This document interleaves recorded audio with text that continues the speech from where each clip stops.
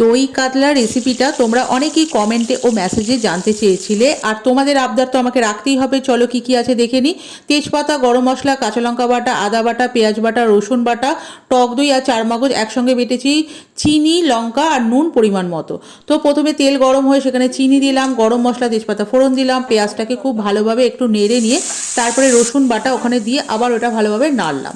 তো এরকম পরপর দিতে থাকলাম। তারপরে আদা বাটা দিলাম, আদা বাটাটাকেও দিয়ে খুব ভালোভাবে কষালাম। কষাবার পর লঙ্কার গুঁড়ো দিলাম, পরিমাণ মতো লবণ, যে যেরকম খাও দেবে। তারপরে সেটাকে আমি চারমগজ আর টক দই যেটা ফেটিয়ে রেখেছিলাম সেটাও দিয়ে দিলাম, দিয়ে ওটা খুব ভালোভাবে নাড়লাম।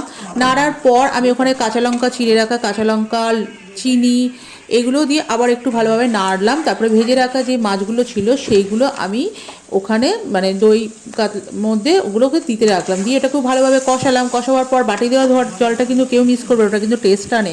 তারপরে সেটাকে আরেকটু নেড়ে চেড়ে সেটাকে ঢাকা দিলাম। ঢাকা দেওয়ার পর গ্যাসটা একদম কমিয়ে রাখলাম, দিয়ে কিছুক্ষণ চাপা দেওয়ার পর আবার চাপাটা খুললাম। দেখো কি সুন্দর হয়ে গেছে, রেডি।